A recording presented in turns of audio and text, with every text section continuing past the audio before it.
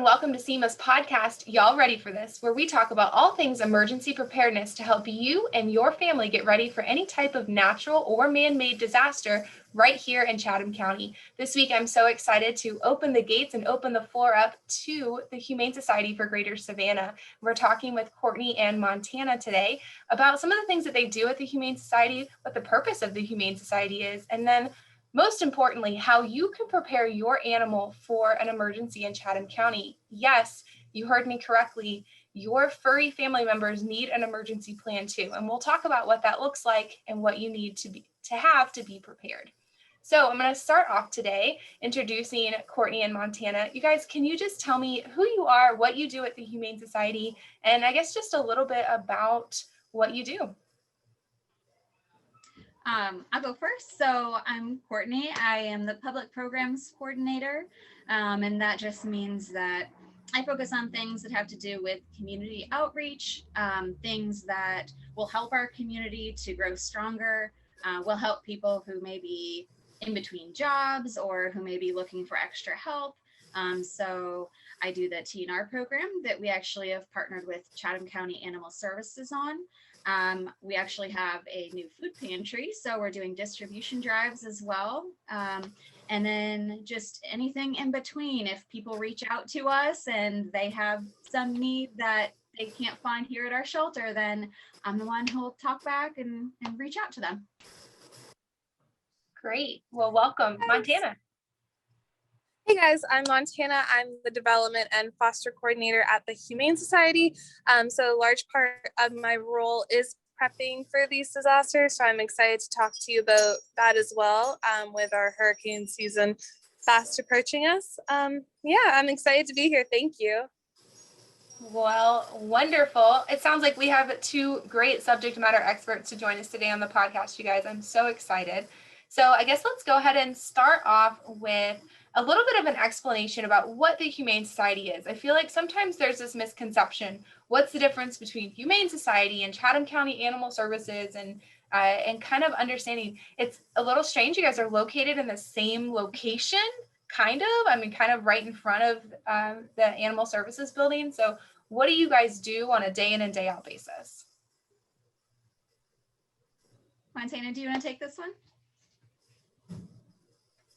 Sure, I can take this one. So we are located one right in front of the other. And it actually can be quite a benefit to be located so closely because we do pull a lot of our animals from Animal Services, which is really nice. We have a great partnership and relationship with them as well, especially when it comes to sharing supplies or donations. We work closely with them to make sure all the animals are being taken care of and everything's good to go. Some of the main differences is that we are a 100% nonprofit, so the city does not control us, whereas Animal Services is run by the city. Another big difference is that we are primarily an adoption center. And so one that some people find confusing is that we don't take in any legally all stray animals. Courtney? We can hear you now. Yeah, we can hear you now. Yeah, so I think Montana was just saying, just gonna review that last part. It kind of cut out that one big difference, and this is the biggest thing I would say that people have a misconception about, is that we are two different entities. While we do work together and help each other out when we can, like Montana mentioned, there is nothing that ties us together necessarily as organizations. Like she said, they're run by the city. They have a city budget that controls what they do, whereas we are a private nonprofit. We don't get any funding from the Humane Society of the United States or from any other organization other than private donations, donations monetarily, or supply donations. We also have the thrift store. So if you've ever been here, you know that the upstairs is a thrift store. And then right beside us, we have a couple other buildings that have some bigger items. And 100% of the proceeds from those come down to help the care and the cost of, taking care of all these animals. Wow. I mentioned right before we started, you guys, that I love doing this podcast because you learn so much about Chatham County and the organizations that make up Chatham County. So thank you for explaining a little bit about, the differences between the two. Montana, do you mind giving us a little bit of an idea of some of the events and types of programs that exist at the Humane Society? So in the last year, we've started 9 new programs, which is really exciting. We've kind of been going full speed ahead when it comes to developing, as well as kicking it into full gear and touching bases where we haven't been before. Some of the programs that Courtney actually runs are the TNVR program, which has expanded. This will be our first kitten season with the TNVR program, so we're really excited about that. Our food pantry program has also expanded to the point where we need a separate storage unit for it. So that's amazing. Due to COVID, we did see an increase in use in our food pantry.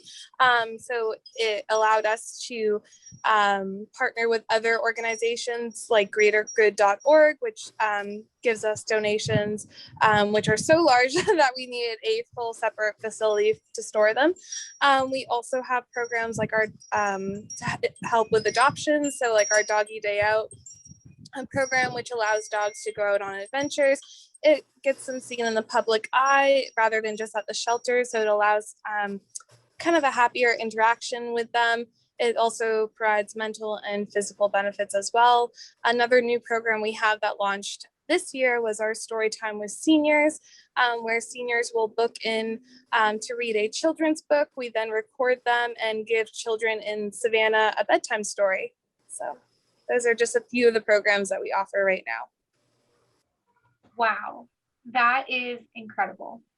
To operate solely as a nonprofit and be able to run and manage all those programs, and that they're expanding so much that you need an entire storage unit to store all these items. That's incredible. I absolutely love that.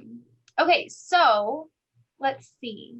My next question, I want to kind of shift gears just a little bit and talk a little bit more about this disaster preparedness. I kind of said in my opening that yes, your furry family members need to have a plan for an emergency. Courtney, can you talk a little bit about what that plan should look like and what pet owners should be doing to make sure that their pets are ready?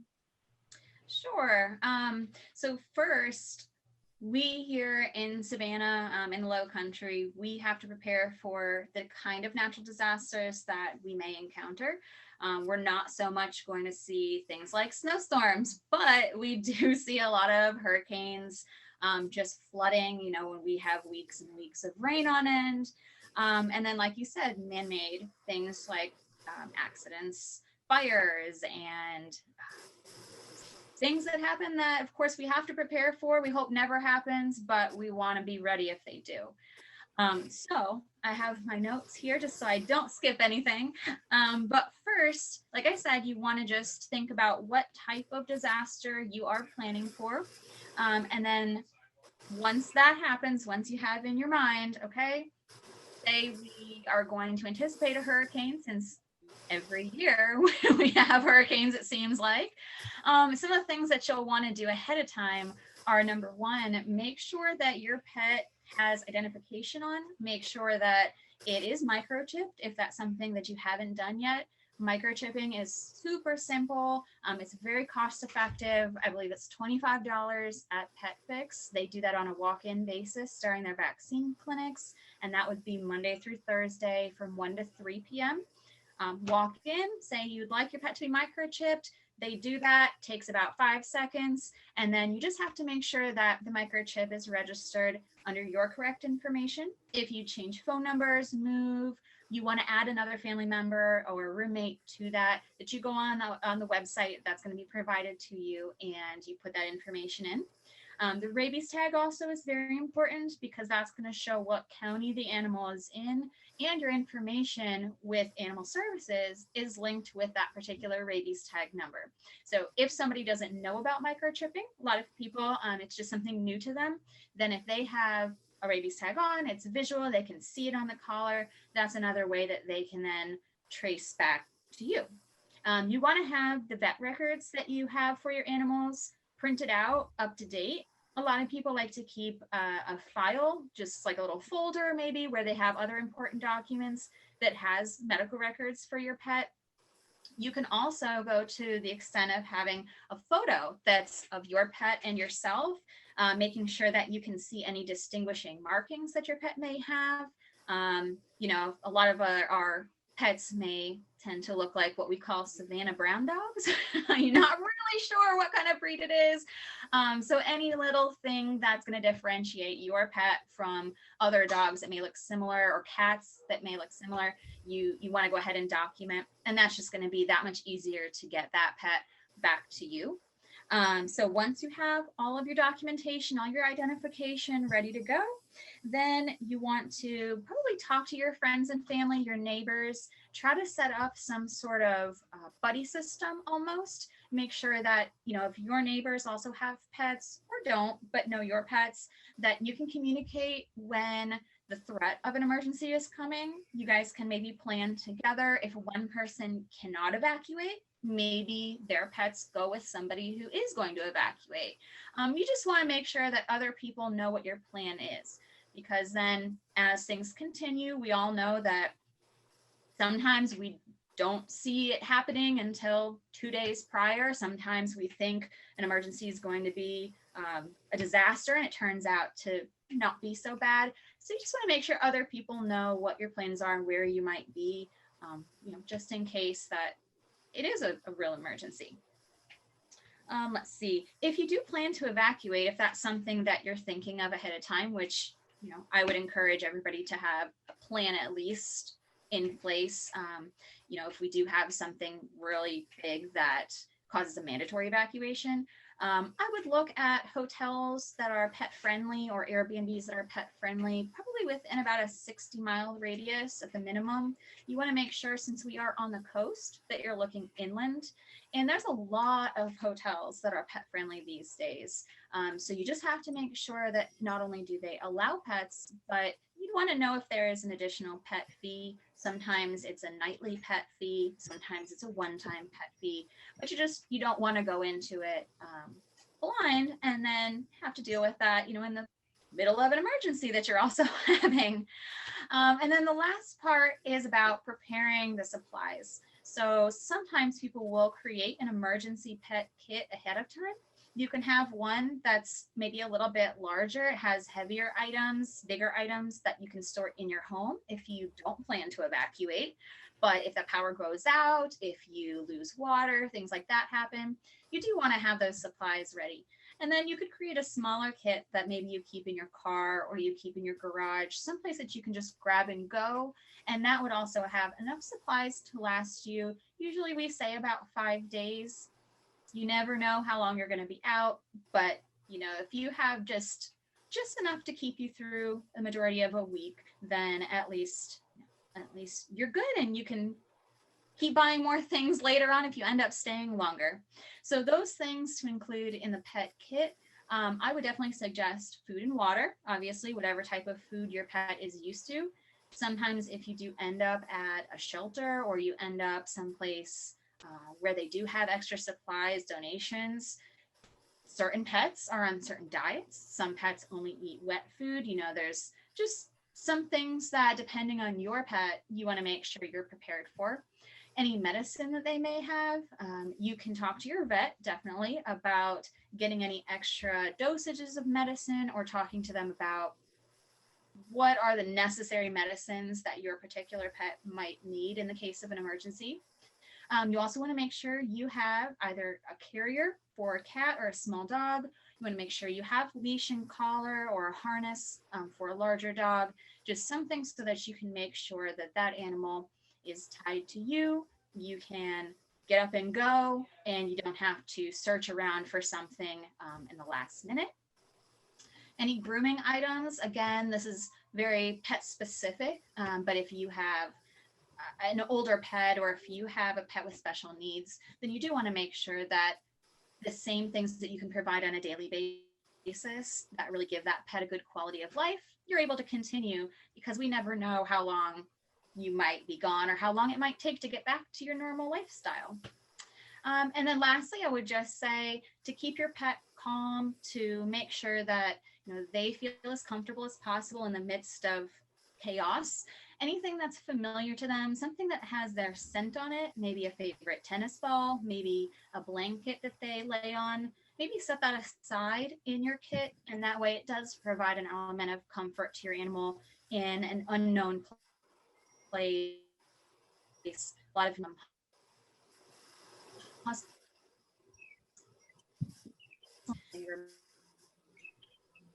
Yeah, so Courtney, you cut out just a little bit towards the end there, but the information that you just provided was absolutely fantastic. And honestly, I don't really think that I can add much to it. I mean, that was amazing, to be able to really give people from A to B the types of things that they need to be doing to prepare for an emergency, and down to items that they can include in their emergency kit. That was amazing. I'm so grateful that you were able to share some of those tips with our listeners today. One thing that Courtney did mention that I just want to harp on just for a second, is making sure that you have an evacuation plan.